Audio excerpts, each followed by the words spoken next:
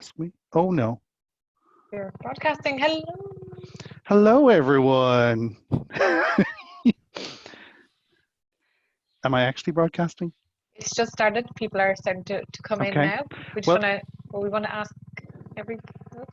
so everyone, if you are just joining us, we are just getting final things set up, but feel free to join us. Um, uh, what I might do just in the meantime, if our speakers, if you can turn off your screens and your audio, and then we'll just ask you back just as you're about to present. That'd be great. Okay. Thank you very much. Week 9, Trevor. Week 9, I know, I cannot believe it. It is flying it. Hello Great. from Cork. Hi. Hi. Well, that's great. Actually, so if people are arriving, if you can click on the chat button, and then that way you can say hello, introduce yourself, tell us what parts of the world you're from. Also, it's a nice idea to kind of give us a little bit of information about yourself in terms of like your job and your role, because we're finding a lot of diversity in terms of people and the areas they're from. That it's not necessarily everyone from disability services, that the audience is becoming very wide. So feel free to say hello and share a bit of information. Um, so we just have 2 minutes. So actually, Liz and Maureen, if you can shut off your video as well, just while we're all kind of getting started.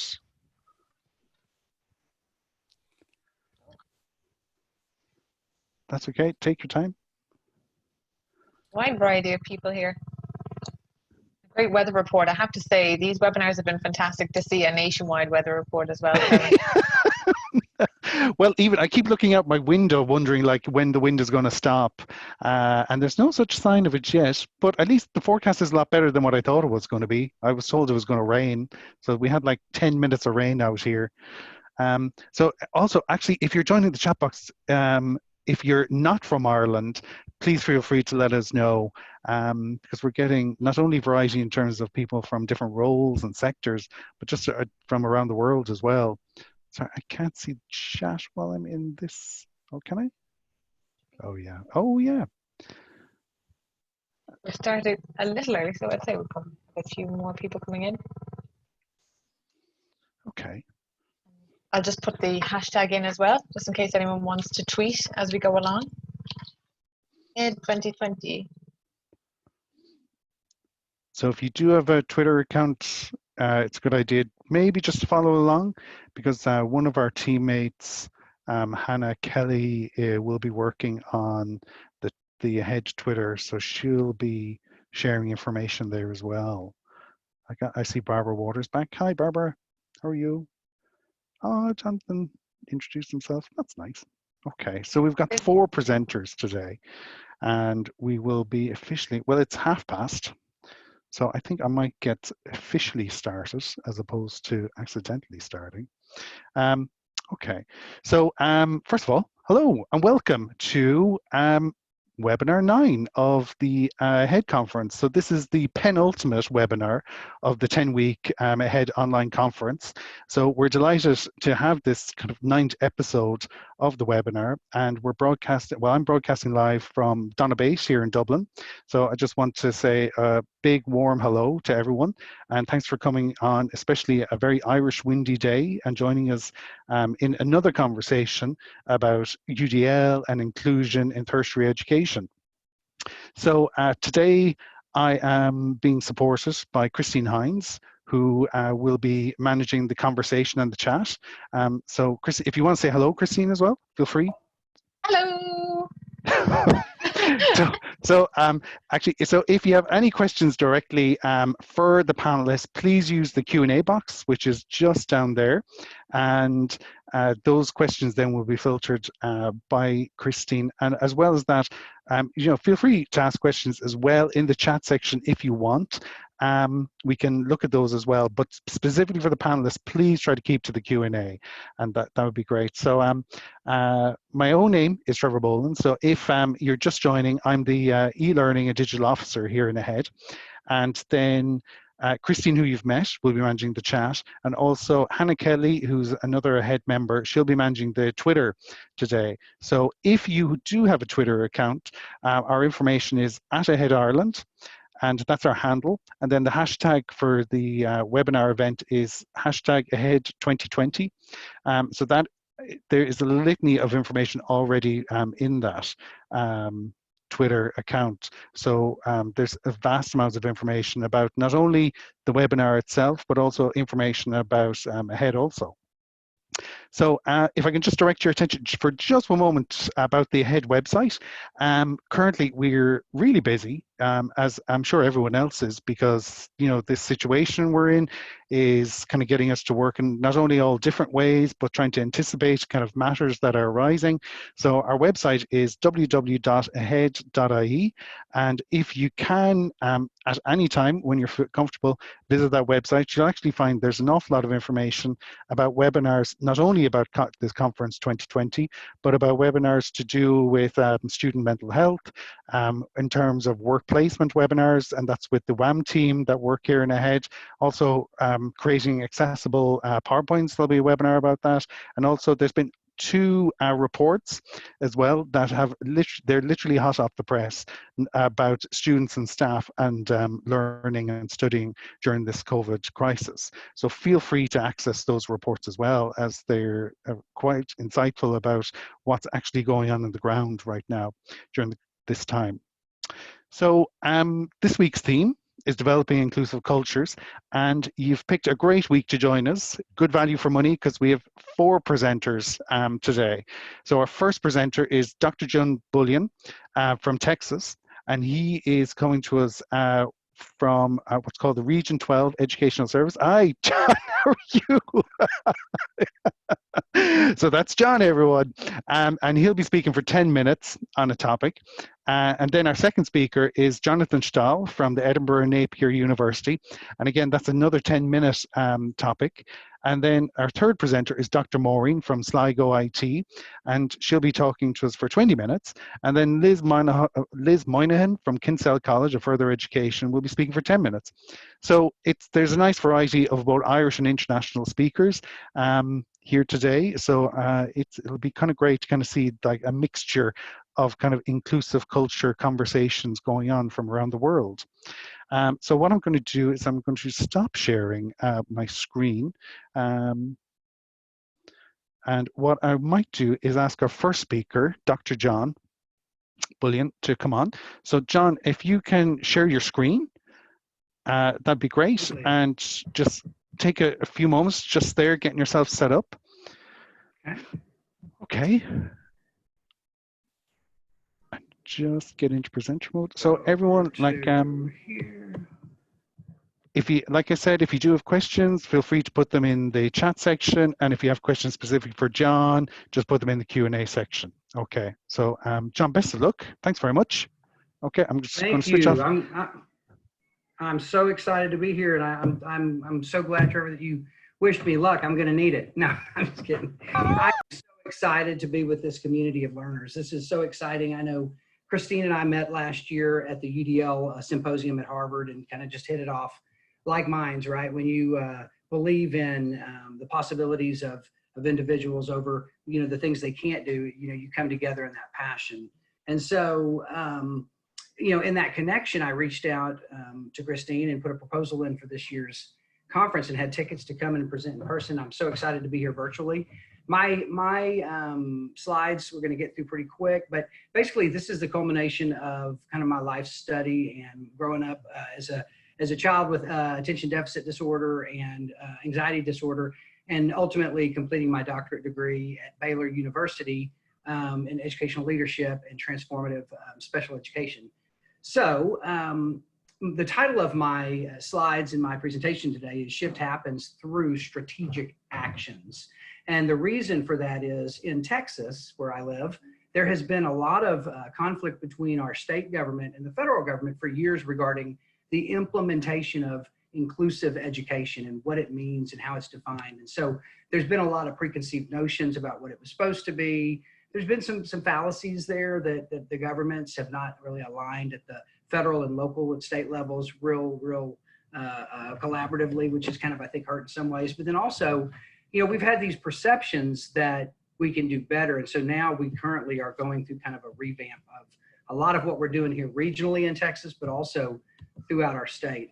So just real quick, learning objectives. We're going to just briefly touch on preconceived notions regarding, individuals with disabilities. Sometimes I use the word differing abilities. By no means am I saying that, for those who identify with, having a disability, that's not a good thing, or that's wrong, or that's not. It's just, I really believe in focusing on possibilities over the things that we have been told we cannot do. So then also we're going to look at some of those perpetuated fallacies and, really inherent in the U.S. inclusion movement. A lot of times policies will pass and they're well intended, but there's some of these unintended consequences that come along with those. And then get to those strategic actions. At the bottom of the slide, you see there's the word slide to the left bottom column, and then there's a link there to these slides, a bit.ly, if you want to access these at a later date.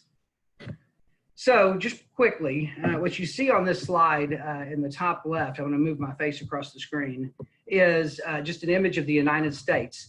And I did this just to give you a representation of kind of where I'm coming from. And right in the middle of the southern kind of middle of the United States, down at the bottom, right on the Mexican border, is Texas. And everyone kind of knows of Texas. There's, I guess, the good, the bad, whatever you want to say. No, we don't all ride horses, but there is a lot of untamed land still out here in Texas. So I work for a regional education service center in Texas. And what we do is we connect, a public school for the little bitties and up into the high school years, and the junior high years is what we refer to it here, maybe ages 3 to 18 or so. For years I had worked in those settings, and now I work for a regional organization that actually supports teachers and school systems to provide more inclusive opportunities for students as they come through those systems, so that when they learn together and relationships are normalized and they graduate and go on into upper ed, they are more prepared, one, to be successful in college, career, and military, but also they're more likely to hire and work with one another because we've normalized those relationships. And so, moving forward, basically the culmination of a lot of the research I've done really is focused on federal and state policies from 1975 really to 2020. School-based administrators is the term that I used in the research that I looked at. We really looked at, in Texas, the impact that a campus or a school principal can have on really the fidelity and the effectiveness of special services for students with disabilities. And the negative side of that, when that person is not qualified and kind of that growth mindset as an administrator on those schools. And so we collected surveys from around the state, 125 principals from these schools around the state of Texas. And then we found that there's a shift going on. We're kind of going through this shift from procedural compliance where, before, the way the government would look at our schools and say, if we were doing a good job, it meant that you were following the rules and we were filling out the paperwork and we were compliant and we could check the boxes. Well, we've now moved into what's called the effectiveness phase of education in the United States, and that applies to students with disabilities as well. Excuse me. So moving along, this is a snapshot from the research that I've done, and what we've seen in the United States is, since 1975, since the Education for All Handicapped Children's Act, which became the Individuals with Disabilities Education Act, which is the paramount protecting federal law in the United States for individuals with disabilities in schools, is that we have these three entities, especially in Texas, for example. We have the United States Department of Education. They're the big driver of policy. We have the Texas Education Agency, and they're our state agency. Laws flow through, obviously, from the federal government to the state, and then we align those sometimes and sometimes not, like I said before. Then you have regional education service centers, and that in the middle of this circle on this page is regional education service centers. That's where I land, and that's the work that I do. I work across the state of Texas to try to help innovate some of the practices in education, to try to move some of the systems forward by meeting with policymakers down in Austin at the state capitol, but also coming back regionally and working with local education agencies, which are school districts and public charter schools in Region 12. And so basically what we've seen is we've went through these phases of implementation over the past 40 or 50 years when it comes to working with students with disabilities. Starting out in the top left corner, paperwork phase was from 1975 to about 1990. The efficiency phase was 1990 to 2001. Most recently, we've come out of what was referred to as the compliance phase, and now we have shifted in 2015 into the effectiveness phase. That's important for the most part because, you know, anytime paradigms shift, you always have some people that are kind of partly still in the last paradigm or that are operating partly in the paradigm that we're trying to enter into. So it's that law of diffusion of innovation. How can we kind of move the system forward without leaving people behind or pushing too far forward? So we're kind of balancing these phases right now as we really shift into this new era of education in the United States, which means, you know, we have to kind of personalize education for each and every child. And what does that look like? It's not necessarily writing a specific plan for every kid, but how do we remove barriers up front? That's why UDL, I think, is picking up such a kind of a groundswell here in the States these days. So some of the preconceived notions, you know, one of the things in the United States that research will tell you is that, you know, Taylorism basically is where we all created these wonderful factories, and they allowed us to move into the industrial age and have livable incomes. And, you know, but we've shifted from that now. We're no longer, you know, in the United States, we're no longer a, you know, factory country, despite what some people will try to argue without getting political. But so, you know, the reality is humans, you know, were many years ago deemed either normal or abnormal based on whether you were somewhere under that umbrella of average. And so schools in the early 1900s really became these sorting systems, and they wanted to sort out by brains. They would say, hey, this is a typical brain, an average brain, good, put them over here. They can be workers in the factories, and these brains over here, these are gifted brains. Let's put them over here. They could be our managers. And these brains, no, they don't operate like the others. So for many years in the United States, we had kids who were really excluded from public education until 1975, when Public Law 94-142 really created these parallel systems.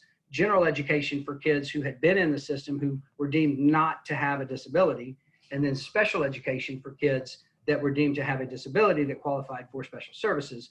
Now, this rocked along for a time here in the United States, but we finally realized now what happened is when you have these parallel kind of dueling systems, a lot of times you're going to have just inadvertently, you just create the system of haves and have-nots. And so that's what we're struggling with in the United States right now, is how can we reimagine some of that? And we've really moved pretty heavily into kind of a medical model of treatment, in which, you know, in some ways it inhibits general educators from really feeling competent to work with kids that are more involved, because our state certifications and our national licenses and things like that say, well, you're not qualified to work with this kid. So, but, you know, I strongly believe every child has similar needs. It's just to varying degrees. And how do we wrap services around kids to really provide these needs? And I know this is a secondary conference up into college and stuff, but everything starts down at that entry into a school system and how we normalize relationships. So in my research, I've realized that, you know, this term on the left, this is something I reflect on often when in trainings that I do, we include or we exclude. So it really is that simple. Unfortunately, so often we don't realize that our systems are kind of exclusive. And so, you know, we've had these fallacies in place for years where the state agency will pass policies in regards to federal policies, and a lot of these timelines here you can go back through, and we can talk more about that if you're interested.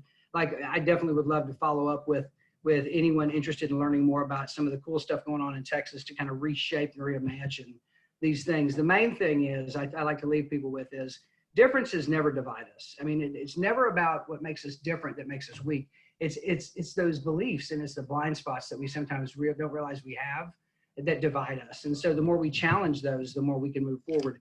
So Texas is strategically acting right now. And currently we put together a statewide strategic plan that really looks at how do we shift the conversation from compliance heavy to outcomes heavy. You know, it's one thing to say, listen, we have to follow the rules. If you take the money from the government, if you get the funding from your property base, things like that, like we do in the States, you have to fulfill your end of that contract. But the other piece is, if we're a 100% compliant system, but kids are not learning, something's wrong. And then we end up with adults that are not prepared for college, career, workforce, military, whatever it is that their options are. And so, my question is always, and this is something I've asked for years, is how do we refocus? It's not that we need to throw everything out and start back over. It's not that everything's broken and we need to fix it. How do we just shift our attention? You can never focus on a problem if you shift your mind to a solution. And if you're focused on what someone might be able to do, the possibilities, tapping that potential in others, then that disability falls away. When kids are raised with one another through inclusive opportunities from an early child on, they don't see disability, they see friends. So that's a lot of the research that I'm looking in, is how can we move from a compliance heavy system to one that really is currently a deficit model in the United States, to one that really focuses more on possibilities and on, what kids are capable of, micromotives, tapping kids with different type of opportunities early on so that we can kind of unleash their potential. And so I'm a very global and abstract person. Maybe it's the ADD part. But in my research, some of the preliminary findings, I think some of the big stuff that I found was, when we looked at the study, one of the big takeaways was, as administrators feel that they are, their levels of self-efficacy, when they have higher levels of belief that they do have the ability to administer these types of programs, we also saw an increased belief or perceived inclusivity on their campuses. And so I don't think you can overlook that. So implications for practice, really we're looking here in the States and in Texas specifically where I look, is how can we flip our model, not throw everything out, but really start to focus more on the positive aspects, the potentiality in every individual, and connecting to strengths, passions, project-based type of learning. And in doing so, I think we're going to really untap the future of our kids. The idea is, no longer do we need to fit in and be like everyone else. We really need to help people stand out in the world. Inclusion cannot be ensued. It must ensue. I strongly believe that. And so I thank you guys for the time. I know it was kind of like a sprint. No, John, I think you paced yourself really well there. You've said an awful lot in a very short space of time. And you've touched off things that I suppose I'm like, are still kind of cognizant in people's minds. You've mentioned like about that progression from that preconceived notions, and I like that slide with the Taylorism leads to ableism thing. I think that's still you could have a whole webinar just about that in itself. And even with the preconceived notions, I'm sure there still may be people out there who have ideas or set ideas not about people with disabilities, and terms of those kinds of people with disabilities, what kind of support should they have, and what kind of careers should specific types of peoples with disabilities kind of enter or not enter, as the case may be. So there's still like so much to do in terms of helping people not only with disabilities, but still helping those people with those preconceived notions of disabilities to kind of break those down as well. So as now there's like so much support, whether in education or the workplace, and the place of technology is becoming more embedded in both education and work, possibilities are just, almost becoming infinite really about how people can be independent in so many ways. So, absolutely. So I think it's a quite a big topic. So what I'm going to do, I'm going to bring Christine in here, and Christine will kind of help with the Q&A section. Brilliant. Cool. So we're just going to have Christine just on second now. There's just a small issue with sound. Oh, so sorry, there you are. That's okay. Probably Brilliant. helps if you unmute yourself. That probably is always a key feature of the webinars. You think I'd know that by week 9. Sorry about that. Thank you so much. That's normally me who does that. Yeah. Yeah, thank you so much, John. I really, really appreciate learning more about your work. As you were kind of saying, I think when we were in CAS together, it was great to kind of touch on some of that, and then just to kind of learn a bit more about some of that research is fantastic. And you have a podcast as well, I think. I do. I have several podcasts. I have, one of my key drivers is that, I love the, nothing. What was the theme of your last sessions where it was nothing about us without us or something like that? Yeah, the student perspective. Yes. Yeah. Yeah. And so that is the driving force. I have 3 podcasts that I host. One is about special education, differing abilities, and celebrating really, really acknowledging the work going on around the state, the positive work. Sometimes we get down in the weeds. We get down into the negative aspects of what can't be done, or where the barriers are, the constraints, or why we can't realize these opportunities. And so this Sped Talk is a podcast I do that really is about leveraging kind of the positivity and the opportunity that's out there and showcasing that. And then the Destination Education podcast is really about, what could education be? Like even thinking through the lens of what we're all experiencing globally right now with COVID-19, we don't want to lose this opportunity to really look at how to, capture those silver linings right now, because they're everywhere you turn. We're all aware of the sad stories, and I have some of my own, but at the end of the day, there's always that silver lining. How are we really capturing that, making sure we don't let this moment in time pass us by, so that future learners really can become those expert learners that we envision them to be. And then the last one, the one I get the most excited about, is my kids. I have a 13-year-old, 12-year-old, and 11-year-old, and they do their own little podcast called Kid Spin.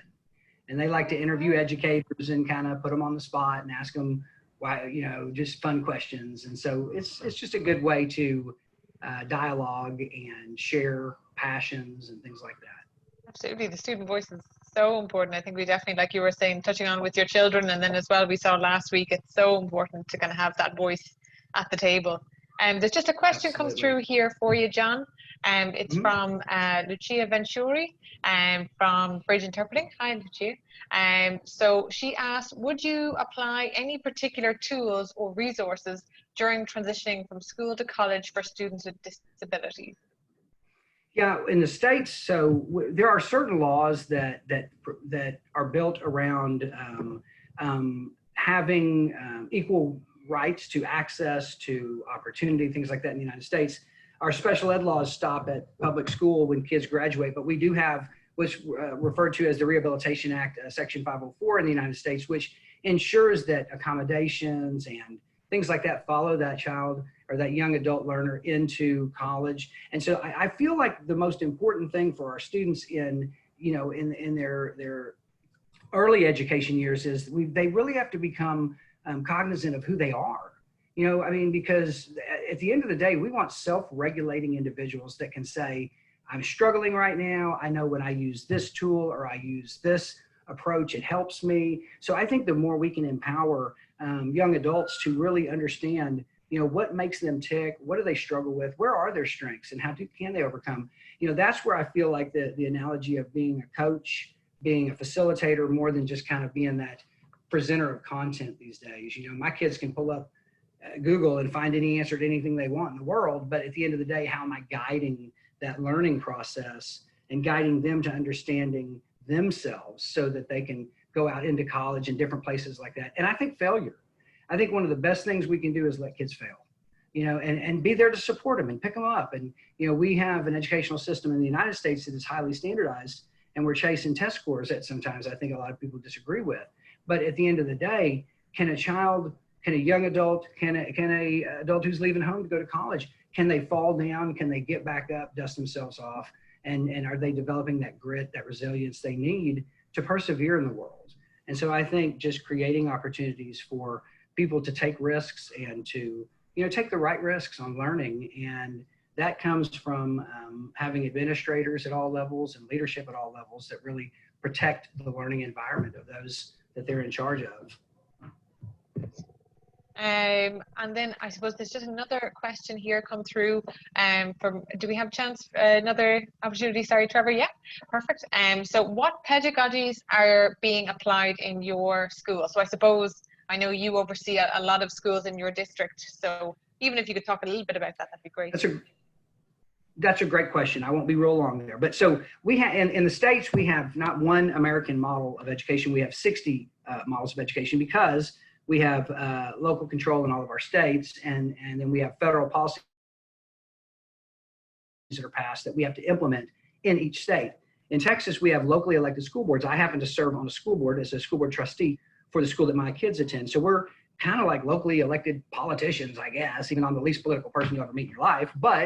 And then, so all that to say, in Texas, we have standards. We live in a standards era now where, and so the pedagogies, we've seen is there's this huge uptick of alternate certified educators these days in our systems, where people are not going through the pedagogical trainings they used to at the university level like they used to. So we're having to circle back and retrain at the kind of in the center where I work at Region 12, the pedagogies, because of federal policies that went so content heavy on math and reading and writing and those types of reasonings. And as a result, we've kind of had this narrowing of a curriculum in the United States. We're starting to see this kind of open back up and push back. It's like this pendulum that swings. But as far as specific pedagogies, because I'm not working at the school level anymore, I'm working more state and regionally. We don't actually, we don't really sell pedagogy so much as we just support their practice. And so, but more and more what we're finding is the idea of professional development is kind of dead. Like PD to me is going away. We need professional learning opportunities. We need embedded supports. We need coaching. We need, it's those relationships you form with people that over time, you learn together, you grow together. It's not about me going in and telling somebody, hey, you need to fix this. It's about me going in and saying, hey, where do you think you are in this? And then through kind of sitting by that person together, I can leverage the knowledge I have to help those individuals better understand how they can move forward in their craft. And so, there's I've got a lot of great books for people that are interested. If you're interested in some of the global ideas I'm talking about, at the end of my slide deck, there's a link to Destination Education Creations. And on there, you'll find links to lots of books and research and things that, and different things I've created, visuals, things, and it's all free. Anyone who wants to use it can just take it and steal it and use it. I don't copyright any of it. At this point in my career, I just am about pushing good stuff out to people. But, and then sorry, all my— John, is that an online resource? It is. It's built off a Padlet. Okay. So that Padlet, can you share that Padlet maybe on Twitter afterwards with the head? Absolutely. And Brilliant. I'll show it to you right here. I'll pull it up and show you. And then I'll back out and stop sharing screen, so you'll be able to see. Okay, so we can see the Padlet destination up there, padlet.com, jbullion1/KSN. And I'll share that on Twitter for you guys as well. Brilliant stuff. That would be great. Well, John, thank you very much. You've given us tons of information there.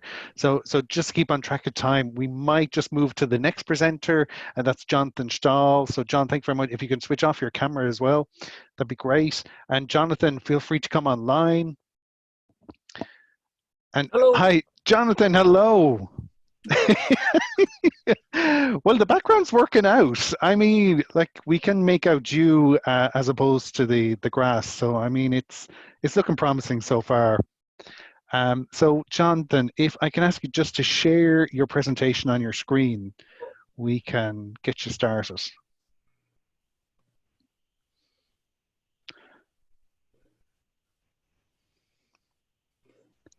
So perfect. So Jonathan, your talk is 10 minutes long, and we'll give you a minute or two extra, but I'll just switch off my narration and my camera, and Jonathan, best of luck. Okay. So John there was talking from his long experience at quite a high strategic state level. I've had about 20 years of experience in post-school education in Scotland, but I'm really going to focus in on just the past couple of years and just on my work managing a disability team in a medium-sized university, Edinburgh Napier. To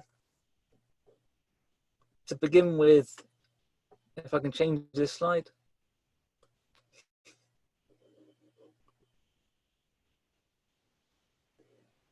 Bear with me. That's okay. So it can just act up a little bit. So is that menu appearing with the forward button, is it? Great, perfect. I'll get there. Bear with me. On the Scottish context, with some really tremendous exceptions, such as the BSL Act, which established as one of the official languages for Scotland, and worked to make sure disabled people can be fully engaged with the democratic system, including support to stand for elected office. Disability is pretty low on the national policy agenda. We don't have an equivalent to Ireland's National Disability Authority.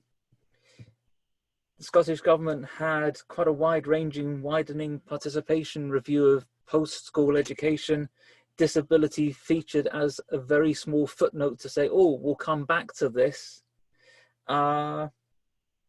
SAS, our student funding body, has a disabled students allowance, which provides additional funding to eligible students, but it's a heavily bureaucratic and medicalized model that's been under review for years. And we have underpinning all of our work in the public sector, at least, the Equality Act, which says we have a responsibility to put in place reasonable adjustments to make sure disabled people are fully included. There's a second responsibility, which is to undertake, it's an anticipatory duty.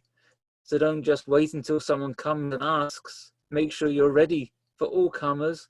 And mostly that's forgotten and ignored, not just across HE, but generally. What I've been working on for the past 2 years since I started at Edinburgh Napier is an inclusive practice project we've been calling I'm In, which is trying to be very pragmatic, very realistic, to work within the existing constraints. And part of the context was there wasn't a huge amount of activity around inclusion when I started 2 years ago. So the first job was just around starting some conversations, engaging interest amongst people, and then trying to stimulate some activity.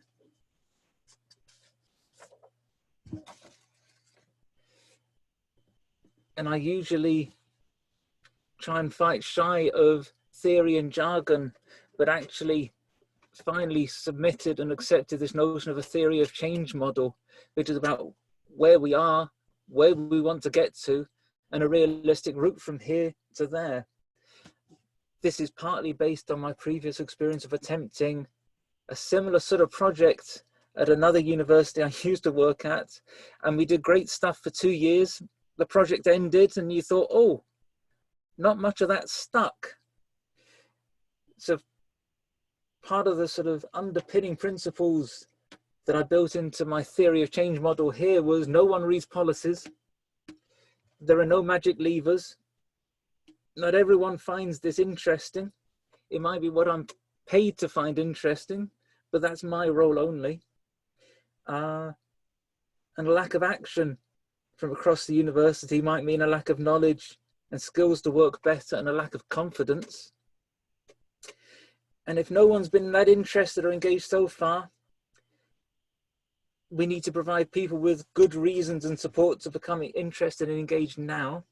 So what are we doing to support people? And there are no black hats and no white hats. If you're of a certain age and you grew up watching cowboy films, the baddies all wore black hats.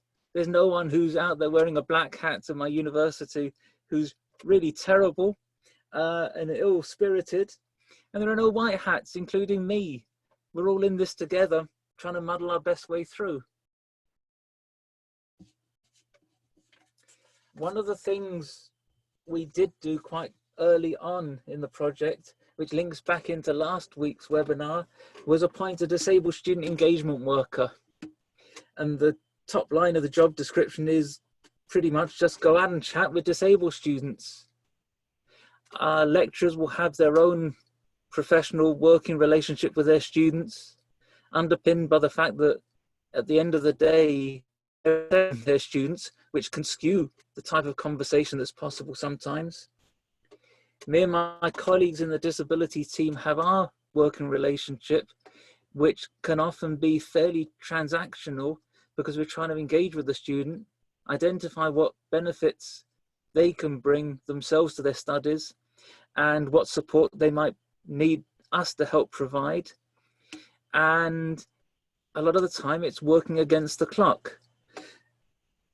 By bringing in an extra person, Heather, our disabled student engagement worker, it means we can go out and try and engage with a group of students in a different way and hear what they have to say amplify the disabled student voice and try and be an ally within the organization, and also gather up these insights we're hearing from them direct to report up to middle and senior management on key findings, and try and change at a senior level the type of discussion that's going on. So year one of the I'm in Inclusive Practice project was really bottom up. We launched with an open space event with an open invite to all staff and students and external disability agencies to try and generate a basic agenda. What really matters? What are people's concerns? And then we were pretty opportunistic in the first year. So as soon as anybody expressed the slightest interest, we pounced, and we covered a decent amount of ground, including looking at exams, including updating accessible templates for papers, processes for producing alternative formats.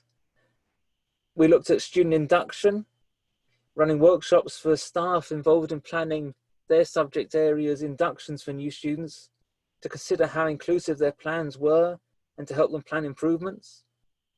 We reviewed academic regulations to think to what extent they supported inclusive practice. And we began to introduce this concept of universal design. And then in year two, we've been looking at retention and trying to work with staff to identify the programs with the biggest gap between disabled students and the coverage. We've been trying to work with some subjects to try and co-design with them their lecturers' CPD to map out training needs and how best to meet them.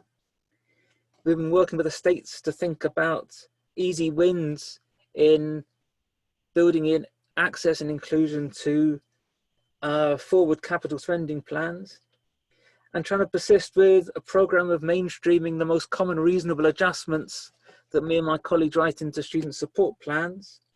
And each year the plan is we'll mainstream and make automatic the most common 3, and each year engage with staff on the next set of adjustments.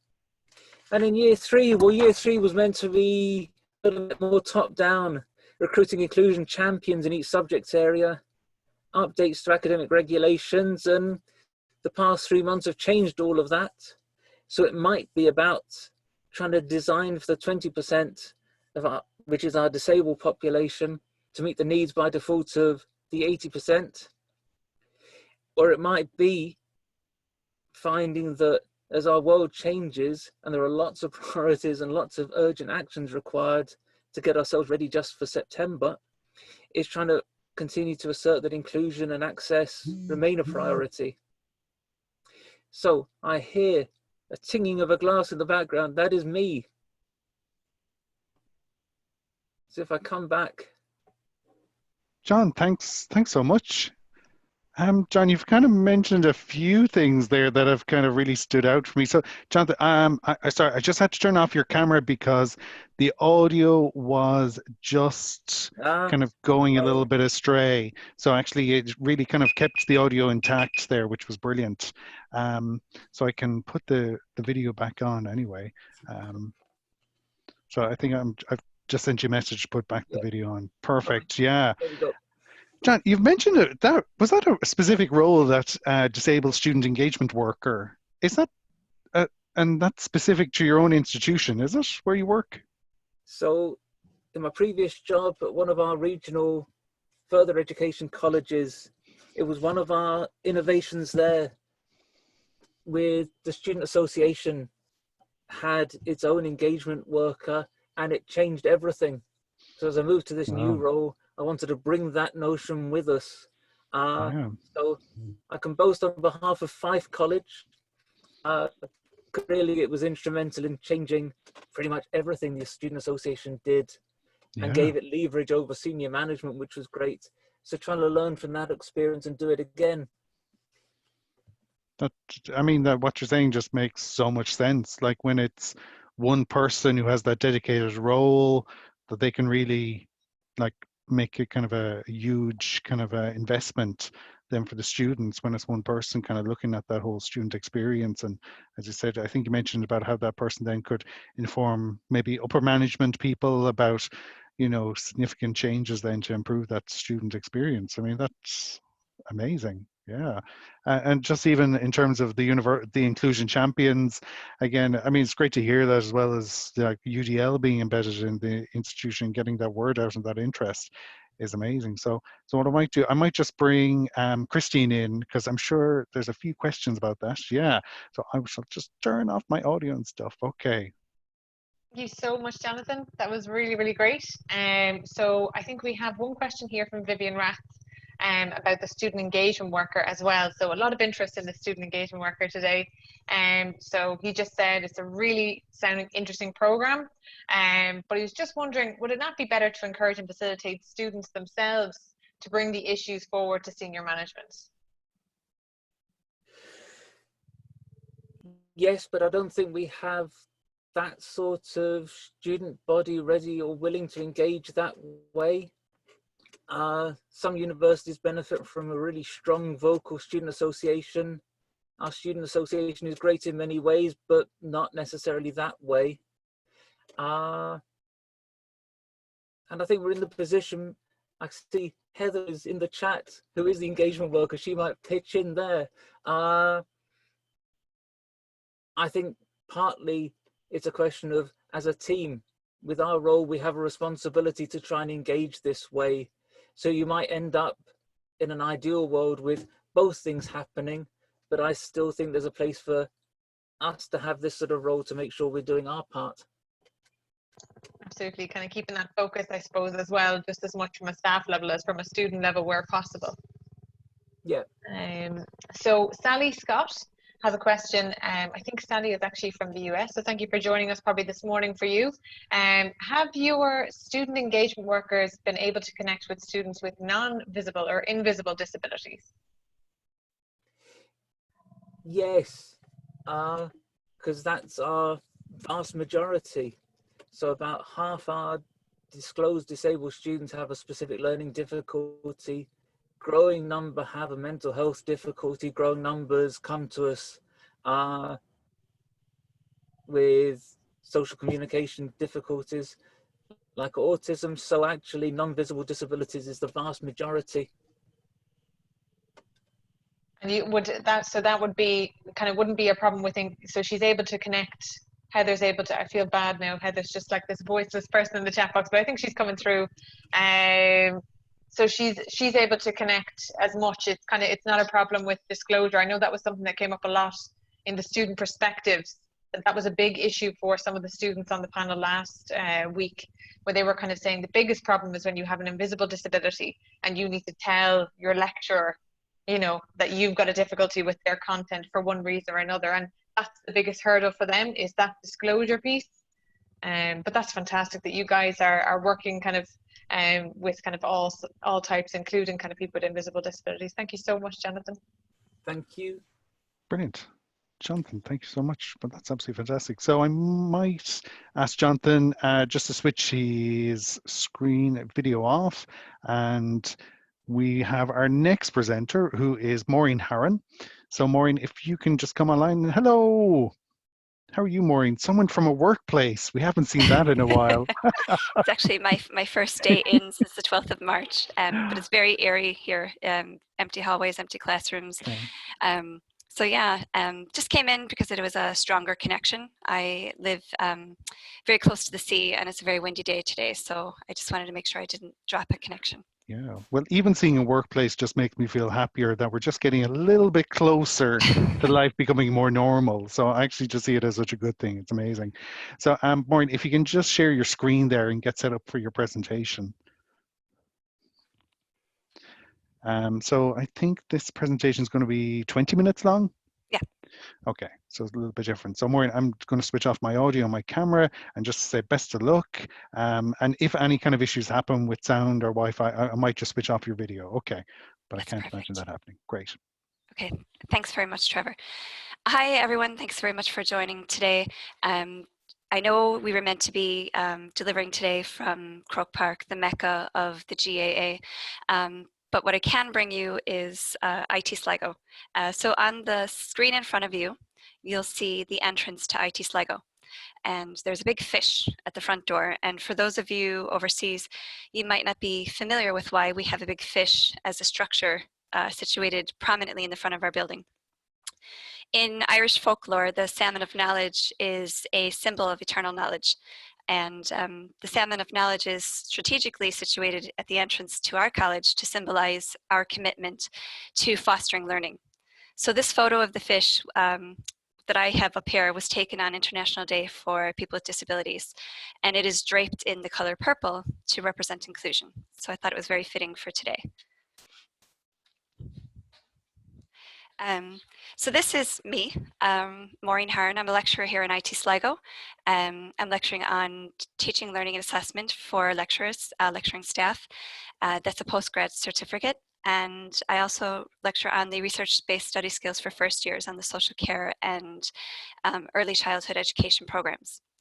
Prior to that, for 4 years, I was the access officer here in IT Sligo, and I worked with students around their disability supports. I also oversaw the DARE scheme at IT Sligo. So the DARE scheme, for those of you that are abroad, is the Disability Access Route to Education. So it's an entrance route for Leaving Cert students. It's a reduced point system based on a disadvantage of their previous education experience. I also focused on inclusive practices. So I would have started an autism program here for students on the autism spectrum. When I started the program in 2016, we had 8 students registered with autism, and by the time I had left it last year, we had 36. So it was gradually proving to be a successful program for students with these special needs. Prior to that, I worked in the Chicago Public Schools. I was a middle school teacher, and we would have it would have been a very large school with 1,500 schools. 1,500 kids enrolled in the school, and it was a unique experience because we had a gifted program, a mainstream program, and a program for specifically for special needs. So the idea was to integrate all of these different educational experiences together to give a more holistic mainstream approach for students, and obviously that these students would benefit from each other. Really spurred me forward in thinking inclusively with my teaching.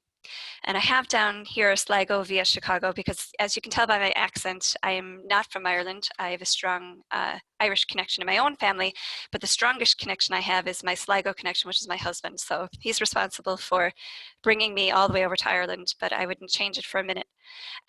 So that's a little bit about me. So what you see in front of you is an image that has many different colors knotted together, and I chose that as a symbol for inclusion, and you'll see that right throughout the presentation. So I'm going to discuss action research for change, UDL stagnancy. And what do I mean by UDL stagnancy? Well, stagnant, the word stagnant means to be kind of come still.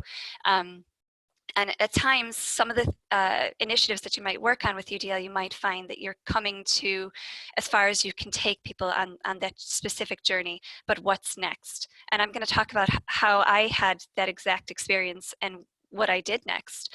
The inclusive audit toolkits. So I'm going to talk about, this is related to the research that I'm doing for my PhD. I'm going to discuss exactly step by step what that looks like. So I'm going to unpack it for you. Consider a pilot study. So I want you to think today about maybe looking at one little area in your college and your school and what it is that you can work on with somebody specifically and take it forward. And I'll explain that a little bit further. And then developing the culture for inclusion. So that's kind of a little bit of what I'm going to unpack for you today. So just moving along. So the action research topic, how to build a system to implement UDL across the campus at IT Sligo, that is my research topic. That's my question. And I'm setting out to answer this question. However, that wasn't the first question that I started with. I actually started a much smaller study through an MA in MA by Research, and how to build a system to implement UDL into one module at IT Sligo. And after starting that process, I realized there's actually a lot more into this. This isn't actually a bigger study, so we needed to expand this, and that's what I've done. So the importance of this question is the word building a system. So building a system means that you're going to take a foundation, you're going to build upon it and build upon it until you get to a level where you can apply what it is that you've designed. So that's what I'm setting out to do with this. So that's why I chose action research in the first place. So that's my little ball that I created, and we're going to move it forward. So unlocking the UDL strategic plan in IT Sligo. So in front of you, you'll see an image where I have listed workshops, a UDL digital badge, and strategic plan. So let me talk about the stagnant process. When you've worked on, let's say it's workshops, and you've created the understanding, well, you get to a point where that's just no longer enough, and you have to figure out what comes next. And then we went on to our UDL digital badge, and that worked really well for a while here too. And then that kind of stopped, so I had to take it another step further. So it is important to have a UDL plan to take academics on a journey with a central focus on development and around building an inclusive culture. So consider where you are and where you aspire to be with curriculum development. So in IT Sligo, we started out with running workshops, and slowly attendance to these increased with around 150 staff having attended these collectively. And that was over about a period of 1.5 to 2 years. There came an opportunity in the development of the strategic plan to include implementing UDL across the campus in an effort to address diversity. Simultaneously, I connected with the head to bring the UDL digital badge to our institute by becoming a badge facilitator. This spurred a great interest in our institute, and many academics went on to complete the badge. Many others completed at least 3/4 of the criteria, which is okay because a culture of awareness was created. To date, our institute has had 44 lecturers enrolled in the badge.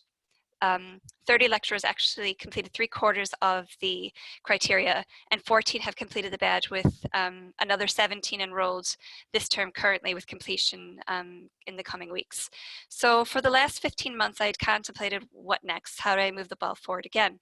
But I will just say, in talking about the workshops and the UDL digital badge, there were some things that I did that were really important. And when I say stagnancy, I shouldn't undermine what it is that was done. So the workshops, we brought in Lorraine from ahead. She was fantastic. She got people understanding what it is about disabilities and why, in terms of their education, and why it's so important to consider what these the needs are of these students, and why is it that we need to talk more universally about the needs and how this would benefit the entire cohort as a whole.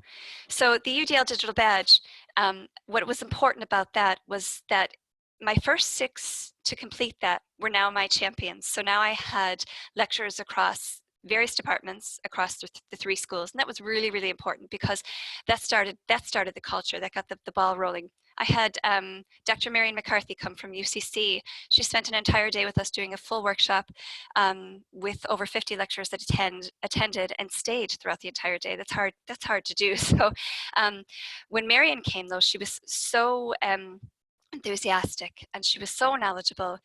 So that was really important to have people like Marion that come on board, getting in touch with the experts that can create the awareness and get the ball rolling. So on that particular day, I stood up and I asked the room full of lecturers for people to take on the digital badge. And of the 6 that completed it for that specific term, great things happened. So Dr. Ailish Breen was one of our participants, and she went on to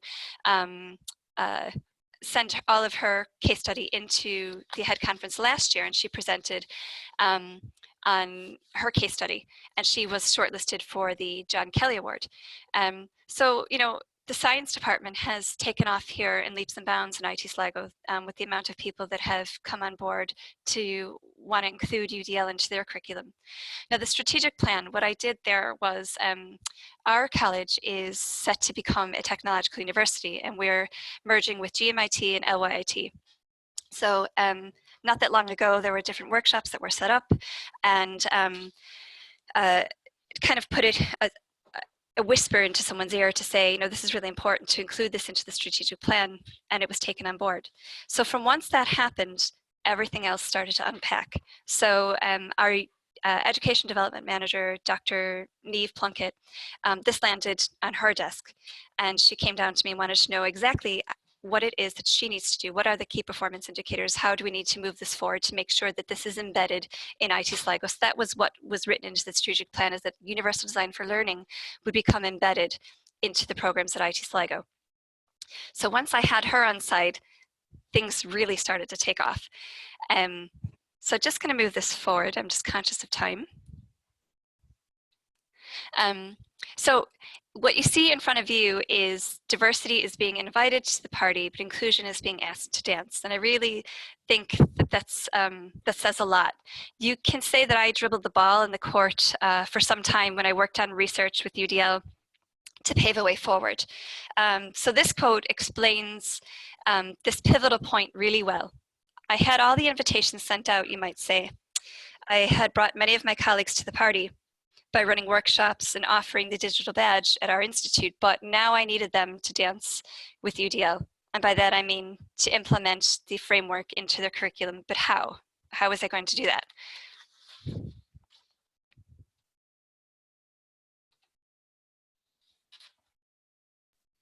So I started out by looking at what was out there. And I thought to myself, you know, there's different resources that can be shared that are already shared that I can be tapping into. And I had already met with Dr. Lisa Padden in UCD, who gave me a great tutorial, individual one-to-one tutorial about becoming a badge facilitator some time back. Lisa Padden and Anna Kelly from Access in Lifelong Learning in UCD have done phenomenal work in their publication University for All.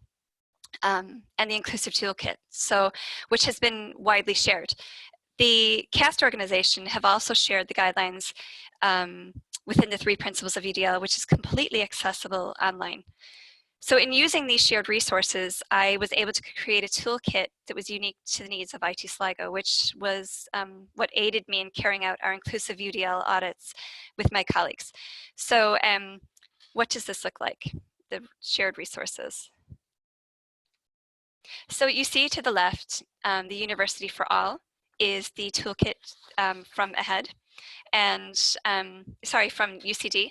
And within that, Lisa and Anna have done great work. They have 4 different pillars. They have inclusive practice toolkit where you can actually check for a compliancy score, and it really unpacks the whole thing for you. You can literally go through page by page and figure out how inclusive several different areas are. So there's the built environment, there's ICT, but what I focused in on was the curriculum piece, that pillar. And I looked at what Lisa had offered there, and I thought, okay, how can I make this workable for our needs here? So some of the things within that part have pieces that include, inclusive practices for a module, inclusive practices for a program. So I just focused in on a module in particular. That's what was my general interest. I worked with a colleague from the Department of Business, and she had agreed to allow me to do an audit, inclusive audit of her module. So she gave me access to our VLE, our virtual learning environment, which is Moodle at IT Sligo, and I used Lisa's toolkit, the curriculum piece, and I also used, as you see in the bottom left-hand corner of the screen, the principles and guidelines from the CAST organization. And the CAST organization is great for sharing the resources. You can click into each of these and it gives you all of the principles and guidelines as well as recommendations. So I took that and I made that into its own compliancy score, all the different categories within that.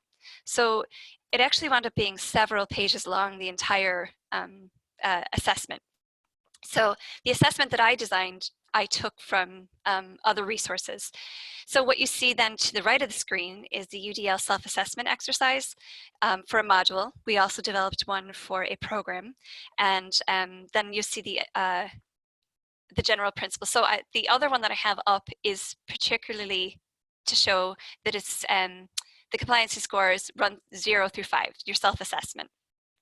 So I used this when I worked with my colleague Kathy O'Kelly from business, and she allowed me to go through all of her work to see how inclusive it actually is. And I think this reverts back to what Jonathan was saying, where really continuous professional development is not something that a lot of our colleagues are interested in, but actually, can you mentor me? Can you bring me through a process where I can learn what change is needed and what it is that I need to do? I feel a lot of us can feel a little bit stuck. So it's finding someone.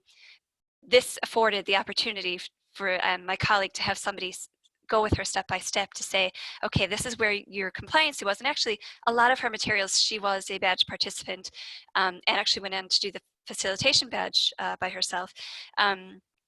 So she would have had a lot of awareness. So her module actually scored quite well. And what I did then was I went into the recommendations from the principals, and I sent her any of the recommendations that were kind of deemed as a shortfall. So this is something that we're carrying out right now here on campus, and I'll explain that a little bit more too. So using the pilot study to step build. So I took a step-by-step approach, acknowledging that I'd come to a stagnant point with UDL at our campus, and that the workshops to gain understanding had been done several times, and the digital badge was cultivated my UDL champion. So I realized it was time to take another step forward. I started with the pilot in one module with one lecturer, as I told you, from the School of Business, and together we looked at how this module her delivery, and I reviewed all the content, and I looked at it all through our virtual learning environment. I used the shared resources as a starting point, and looked then to build my own. So I used the shared resources as a starting point, as I had said, and found one that was pitched more appropriately. The National Forum for Enhancement Teaching and Learning, or the NFETL, I had a call out for projects. So I liaised with Dr. Neve Plunkett, and we put together an expression of interest in using my pilot to roll this out to a voluntary cohort within our institute. This pilot study and subsequent project funding has proved to move us into the next UDL phase, which is implementation. So as part of this process, Neve and I brought together a UDL working group, which comprises of Dr. Shelley Brady, who's an online student support and program development officer, Ellen McCabe, who's an instructional designer, and lecturers and UDL badge participants and facilitator badge participants, Mairead McCann, who's also on our academic council and learning, teaching and assessment committee, and Kathy O'Kelly. So, you know, it was really helpful to have Mairead and Kathy come on as academic staff because, you know, they're also champions, and Mairead in particular would be able to bring things to a higher platform for us. That was another very well-planned strategic move. So what has happened is this has caused a lot of interest. So we've had 30 lecturers that are interested now to go through the inclusive UDL audit with us in particular. So I'm just going to move it along because I think I'm moving on to the next subject before I actually get there. So the inclusive UDL audit process. So the inclusive process has certainly moved the ball forward, and it affords lecturers to critically reflect on how they deliver, what they deliver, and the effects it has on their student engagement. So prior to looking at the modules, I meet with each lecturer and we discuss their delivery method, their ethos, and its impact.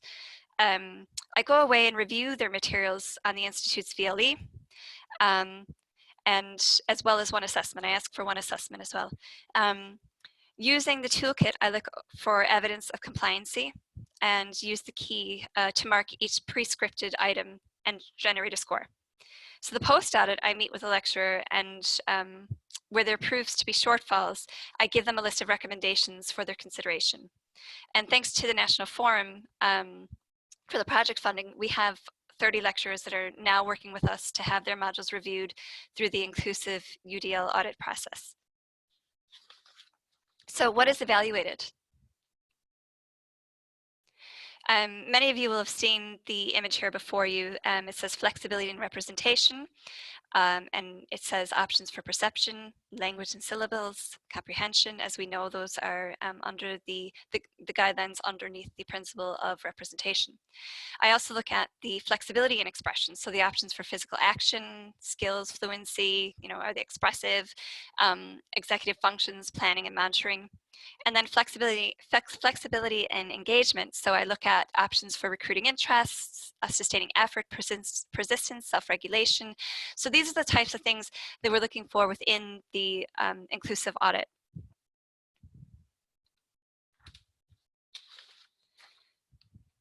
So UDL's future in third level. The image down in the right-hand corner is of James Dutterstedt, and this was back in 1999. And he was the Dean, Provost, and President of Michigan, University of Michigan. So he tells us that it could well be that faculty members of the 21st century college or university will find it necessary, will find it necessary to set aside their roles as teachers and instead become designers of learning experiences, processes, and environments. So this quote really captures the essence of what we are currently experiencing in today's COVID climate. Our current remote delivery in third level prompted us overnight to become designers of the learning experience, processes, and environments.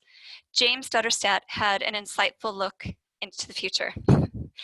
Referring back to our image of the salmon of knowledge, our developments in implementing UDL have prompted academics to realize that they are vessels of knowledge and that they are the designers of the learning experience. So that's what I had prepared for you today, and I'm interested to get your feedback and questions. Well, Maureen, thank you so much. It sounds like you've been on quite the adventure, for quite some time. And I can see why you're doing action research. It would just lend really into the type of work that you're doing. So you must be collecting, I imagine, quite a lot of information, qualitative and quantitative, in your PhD. And what stage are you at, just being a bit nosy? Well, I've finished. I'm more or less going through the entire method at the moment, really. So this part of the action research is critical for that. So the results that will come from this over the studies of these audits with these 30 lecturers will really inform where I'm going next and the overall picture. So I have my lit review completely finished, but it's the methodology now where I am. Yeah, God, well, it sounds like there's already quite a rich. So, which kind of action research phase are you in? Are you in the first or the second or the third, or just have you completed all three phases? No, I haven't completed all three. Yeah, so I'm Okay. still, to be honest with you, I'm still very much in the first phase. Okay, So and you've accomplished this much in the first phase? Well, Wow. I've been very fortunate that my work is very, very intertwined into what it is that I'm doing. So Okay. not everybody has that opportunity. I realize that. Okay, no, I mean, I'm looking forward to phase 3 if this is phase 1. Okay, so I mean, you've said so much there in terms of the connections you've built, those relationships that you've created with people, either through the UDL badge here or through like speakers who you've met, like Marion. It all seems to be feeding into like this greater repository of knowledge that you must be disseminating and getting incredible rich information from. So I could literally talk about this for a little while. So I'm going to bring Christine on to shut me up. Okay, and Christine will kind of go through different types of questions that are coming up. Okay, thank you. Maureen, thank you so much. That was brilliant. Yeah, I think same as Trevor, I would just love to delve further and further into your research. I look forward to when the final research is ready to read through. And I'm sure there are some lovely comments coming through, which I'll let you read after this. But there's just two questions here I'm just going to pose to you if you don't mind. So Sure. one is from Sally Scott, who is from the other head in the US. And she's just said, have you found any differences in solutions from different academic disciplines or fields? So different solutions to... Sorry, have you found any differences in instructors? So, Oh, in structures. yeah, Okay. sorry. Well, actually, yeah. So through the case studies, when I was reading all of the case studies, you would find very different setups, very different structures, and into how people can look to change their curriculum to make it more inclusive. So, just for one example, I have a colleague in engineering who's doing wood and sustainable energy, and he came to me very kind of distraught. He really wanted to take this on, but he was also very distraught with it. So I would have worked very closely with him in particular, but he found that if he married the UDL and the UD principles, the 9 principles, as I think it's UDI, he found that marrying the two of them together actually made the process much more cohesive for him and for his students, because he was coming from a very practical and engineering environment. So I'll be honest with you, it's the engineers that throw this up to me, because we have a school of engineering here. So they're the ones who say, well, I'm in a lab, and how can I make this happen, and how can I change this so that everybody's more inclusive this way? And now I'm still getting emails from these participants, even 2 years later, now that they've had to completely flip everything to online. How am I going to make this even more inclusive now that I'm remote? And so, yeah, there's been definitely different structures that I've seen. Okay, great. Now, so there's another question from Claudia. Apologies now, Claudia. I think I've totally mispronounced your name. I'm very sorry. So what were some of the most significant outcomes or changes in people's perceptions and understandings? So the lecturing staff themselves, the biggest theme that came across so far is, and I'm speaking more to the UDEL digital badge, because I'm in the middle of working on the inclusive audit, so I don't have all of the results of that yet to say what people found the most profound for them. But the badge participants would find that letting go was fantastic for them, and they realize that they actually that they can be a facilitator of what people learn, as opposed to just constantly delivering it. So finding a different mode of delivery that way was the common theme. Great, it's really interesting. It's kind of also empowering the student as well as part of that process, so it's fantastic. Yeah, so is that what you mean by letting go in that kind of... Yeah, so getting them to take ownership of their own learning to a degree. Yeah. Yeah, absolutely. Just one more question. I hope Trevor won't kill me. But it's from Marion McCarthy, who also has some lovely comments there for you. So she's just said, how are the students reacting to the UDL approaches and to changes in the curriculum design? Yeah, so some of the feedback that I've read from some of the participants is that the students have found that the different mode of delivery, or the different options that they were offered, that some found, it was funny, there was kind of a mixed feel, but some found that they weren't comfortable with being able to decide. Some students, if there is an alternative assessment and they had an option, they weren't comfortable with options. Other students in one particular program, and I'm referring to this one because I worked on the pilot study with this particular lecturer, and I think maybe it was the way she guided the students and brought them to this, was that they found it fantastic that they had options, that they had a say. So I think it has a lot to do with the lecturer themselves and how comfortable they are in bringing their students on this journey. But I would have found that a lot of them at the start would have said that they found it difficult. Students found it difficult in the feedback that I've read, that not having things prescribed for them, to be able to have to think and have that authentic experience. Yeah, so it's been mixed. Really interesting. It's a little bit like, in primary school where you're taught to sit down, and then in third level you're taught to stand up again, and you're kind of like, well, that's not what I was told, before this. Yeah. So it's really, really interesting. Thank you so much, Maureen. Thank you, Christine. Thank you very much. Okay, I think we could Q&A for ages. So what I'm going to say is thank you very much, and we will go on to our final speaker. So Liz, if you can come online. Liz will be speaking about a great topic. So Liz, you're okay. Your audio is fine, and You're all set to go? All set. Good afternoon. How are you all? I'm down Good.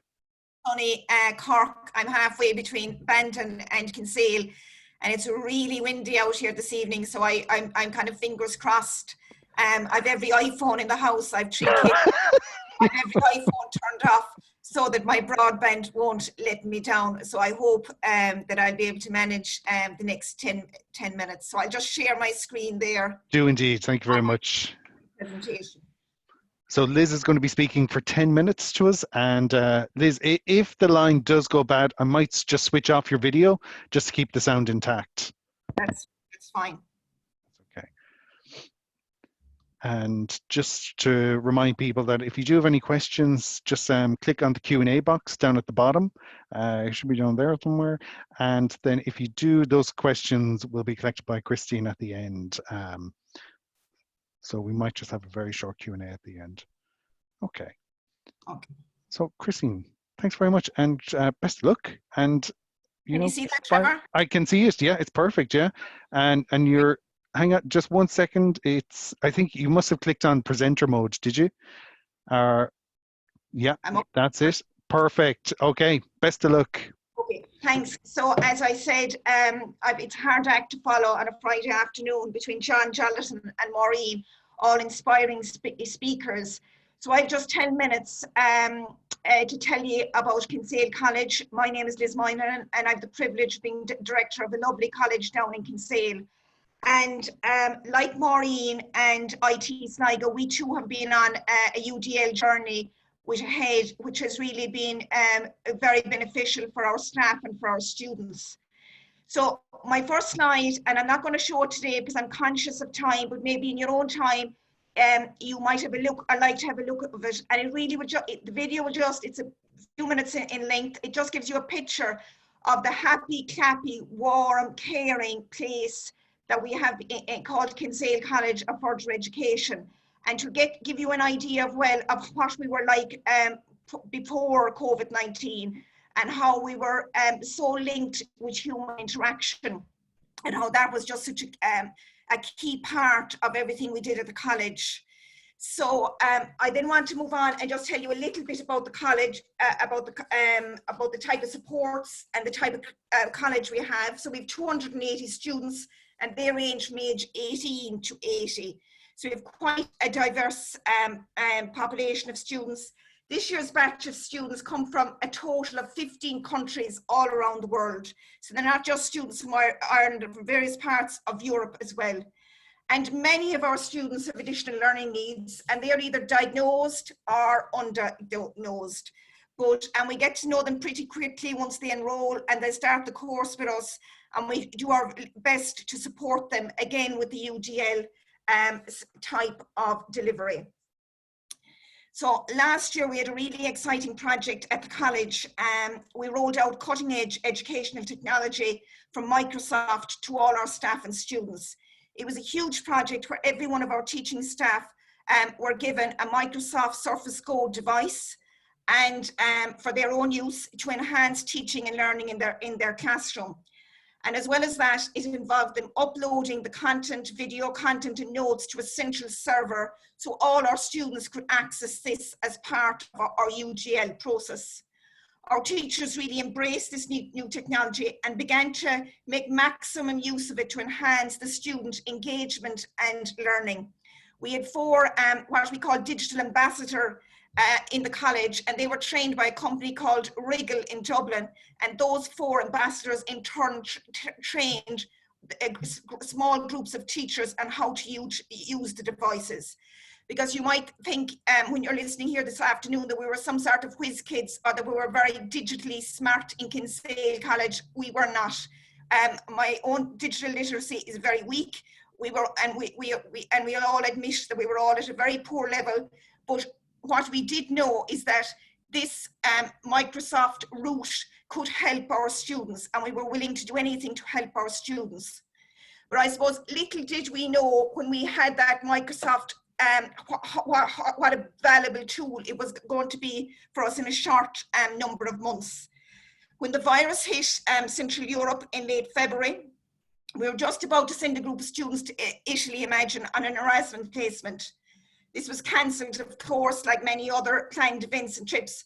So soon we had to turn our attention to the whole new scenario, and that was the prospect of having to continue our courses remotely.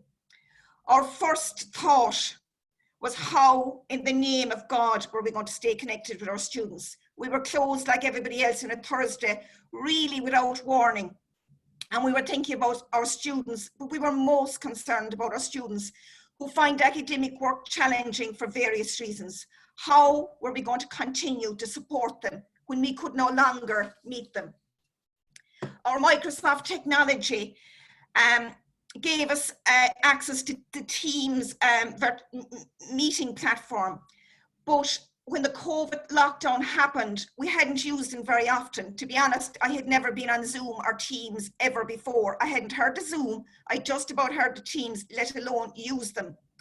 So we decided to throw ourselves in at the deep end. We had no choice. And we had our first ever virtual staff meeting on the 18th of March. This was the beginning of our journey of collaboration to help our students continue to benefit from further education, though our college gates were locked. Sharing became the order of the day with our staff and our students. We shared resources, we shared tips and experiences. We set up procedures to ensure that our most vulnerable students got the help that they needed.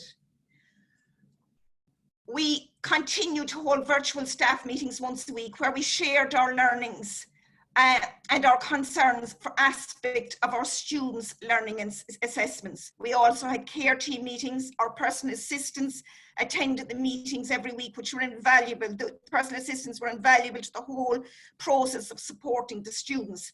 And we had management meetings, and we had weekly faculty meetings as well as a college. So we continued our virtual hand holding. Our staff had regular phone calls, had regular virtual team meetings, both individually and as groups and as teaching on teams. They taught collectively in groups, but sometimes they might have had a student who might have needed one-to-one help, or a small group that might, and they would do a separate teams meeting with them.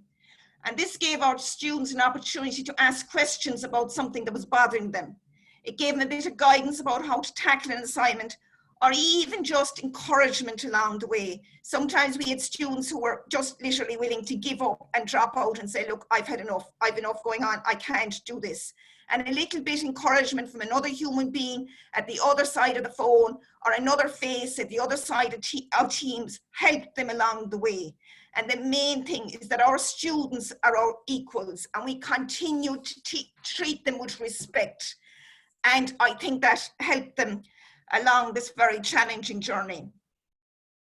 So we put a special effort into connecting and maintaining regular contact with our students with disabilities.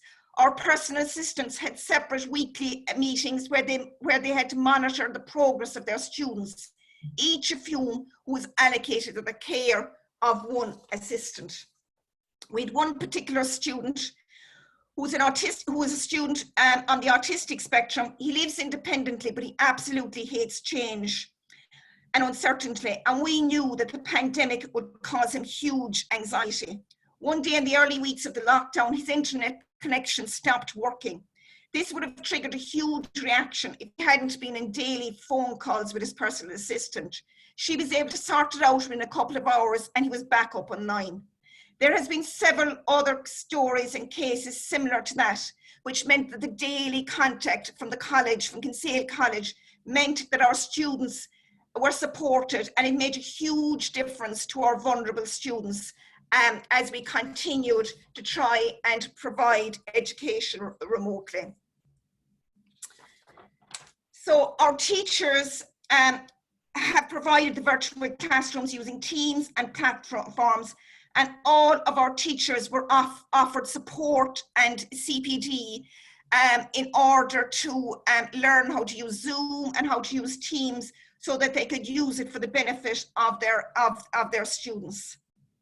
And so they continued, our teachers continued to teach them on Teams and on Zoom. So our next problem was we had to encourage all of our students as well to upskill. All of our students were lucky enough to have access to Office 365, but they weren't able to use it as well as they should. So we had to provide them with one-to-one assistance. So some of our digital ambassadors took the students separately and helped them with IT issues that they they had. We also used an external IT company who would literally log into the students' computers at home and solve any IT issues that they had in order to get them back working and engaged their assignments as quickly as possible. And they were hugely appreciative of having those aids and those supports at the other side of the phone. And we text our students weekly to say, anyone with IT issues this week, please ring this number. The next part of our support for our students was how were we going to support them remotely with counselling. In the college, we offer counselling to all of our students. And we're conscious that millions of people around the world, that the whole pandemic was very challenging for them. So we offered them an opportunity to do counselling on Teams for our students. And we send out a weekly reminder from Inspire, which was counselling support for all of our students and staff to ensure that our staff, who are now in a very caring type of delivery of education, were also getting the supports that they required. Another thing that we felt that worked really, really well, and it kind of happened by accident, was the virtual coffee morning, because we realised the social dimension of the workplace and our college life and life in Kinsale College is really good for mental health. And with this in mind, we encouraged our staff and our students to arrange a virtual coffee break where they would take time to chat with each other and support each other in these uncertain times. We then had the problem that we had to modify our assessment for each course, and that was very challenging for our teachers, but the modules have now been completed and virtually all the marks have been submitted to the QBS system. And so at this stage, the assessment deadlines have been reached by the students, which has been a huge thanks to our staff in order to achieve this. I suppose at the other end, the college, the admin work, the marketing, all of that work had to continue happening at the college. And again, we use the Teams platform to keep in touch and to keep up to date, to make sure that the daily admin jobs and normal routine of the jobs of paying invoices, etc., were carried on by the office as well. So again, we use the virtual platforms for that. I'm extremely proud of the way our staff and students have worked together in the last few months. I'm just looking over the last few days at the results coming in, and our retention rates are just a percentage or two lower than our percentage rates in some subjects, and in some subjects they're equal to the retention rates of last year. And I think that's a tremendous achievement, and I think it's a tremendous achievement for the very hard work of the teachers and of the personal assistants and the staff put in on the ground, just to make sure that nobody was left behind and that we supported everybody along this journey. I'm very, very proud of our staff to have done this. The time has been really, really challenging, but everybody has worked together. It hasn't been easy. We've had stressful days, we've had bad days, we've had challenging days, but we kept at it because our ultimate goal was to provide education to the 280 students who had placed their trust in us by enrolling in our college. So that's just a little glimpse of how Kinsale College attempted to support our students remotely during COVID-19. So thank you very much. My God. Liz, thank you so much. I think that people are really responding to your energy and your passion in that presentation, and that's really support that you're giving students within that time, and how it's so apparent that you've pushed yourself, and all of the team working in Kinsale have really taken Microsoft, that Office 365 solution, and really figured out how to merge it with the students and really come up with practical solutions to deal not only with students and everyday problems, but especially in this COVID situation. So it's been amazing. It's been really inspiring to hear that. I don't think I've actually heard someone talk about the Office 365 in education in a real kind of down to earth kind of way. I think you're the first presenter who's kind of ever done that with me. So first of all, I've learned loads in it. So thank you very much. And I think as well, your topic connects with the theme of today, like so superbly, about developing those inclusive cultures. And we're seeing Office 365 in so many institutions and organizations, but like that, I think you're the first person I've said who's really, linked that inclusive kind of approach that you can take with Office 365 and make it a very real solution and make it very manageable. And like that, you don't have to be tech savvy. You just have to have the perspiration and the grit just to kind of stick with it and make it like real. And I love the retention information that you spoke about as well. I mean, that's when the work pays off, when you see that happening. Okay, so I'm just going to stop talking.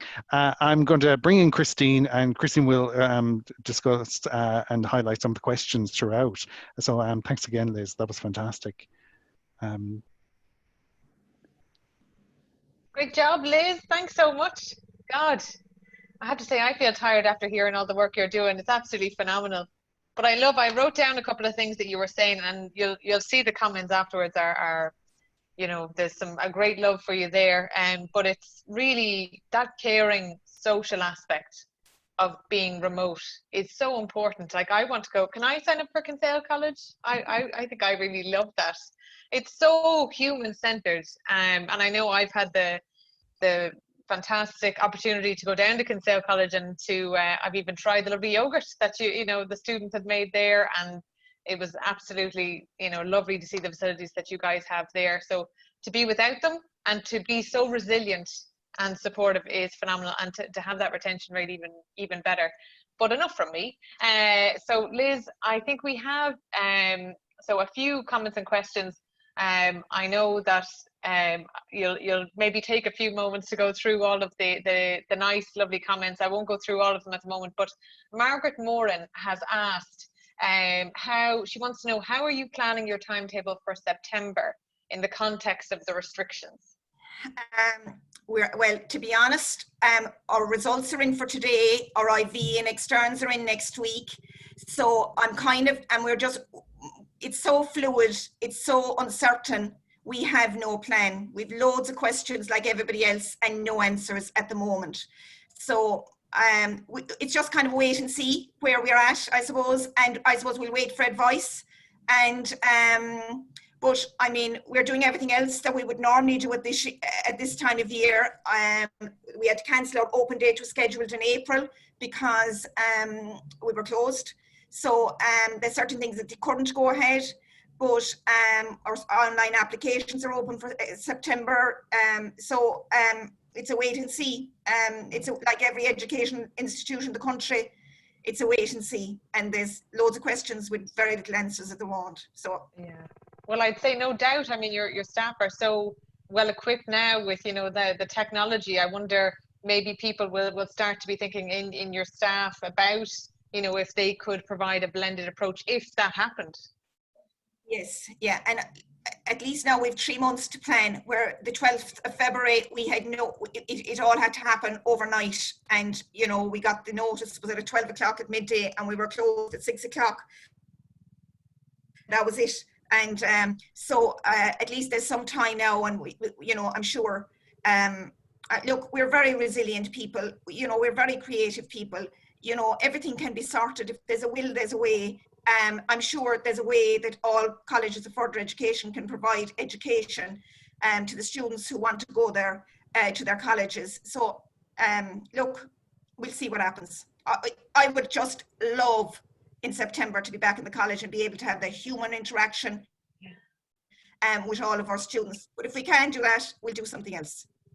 Absolutely, and definitely you're getting across that human element online, as much as possible anyway now with your current students. So it's still very much possible there, and it's a shining example, hopefully, to the rest of FET that are linking in here with us today. And I know that a few of them have kind of just wanted to commend you as well on your efforts. But I think that is, yeah, there's just a lot of praise. And I mean, I can read out a few of them. They're just people saying about the, you know, the passion, the intensity of your work. They're just saying, you know, fantastic and passionate leadership, Liz.